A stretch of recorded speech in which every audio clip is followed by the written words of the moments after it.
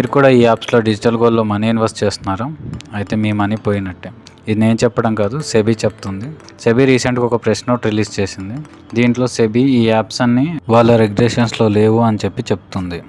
ఈ యాప్స్లో మీకు ప్రాఫిట్ వస్తే okay, or in case loss వచ్చినా రేపు ఆ కంపెనీ షట్ డౌన్ చేసినా సెబీకి ఎటువంటి సంబంధం లేదు అని చెప్పేసి, ఆ రిస్క్ మీ ఓన్ అని చెప్పేసి చెప్తుంది. అండ్ మీరు ఫర్దర్గా గోల్డ్లో ఇన్వెస్ట్ చేయాలనుకుంటే 5 గోల్డ్ ఇన్వెస్ట్మెంట్స్ సజెస్ట్ చేస్తాం. ఫస్ట్ వన్ వచ్చేసి gold ETF, exchange traded fund. Second one వచ్చేసి gold EGR, electronic gold receipts. Third one వచ్చేసి ఇంకా మనకి ఇవన్నీ ఎందుకు అనుకుంటే గవర్నమెంట్ గోల్డ్ బాండ్స్లో ఇన్వెస్ట్ చేయండి. అండ్ మీ దగ్గర డిమాట్ అకౌంట్ లేదు అని అనుకుంటే గోల్డ్ మ్యూచువల్ ఫండ్స్లో ఆర్ గోల్డ్ FOFలో ఇన్వెస్ట్ చేయండి. FOF అంటే ఫండ్ ఆఫ్ ఫండ్. గోల్డ్లో ఇన్వెస్ట్ చేసిన వాళ్ళకి అండ్ ఫర్దర్గా గోల్డ్లో ఇన్వెస్ట్ చేయాలనుకున్న వాళ్ళకి రీల్ని షేర్ చేయండి. అండ్ ఇలాంటి ఫైనాన్షియల్ ఇన్సైట్స్ తెలుసుకోవడానికి పేజ్ని ఫాలో అవ్వండి.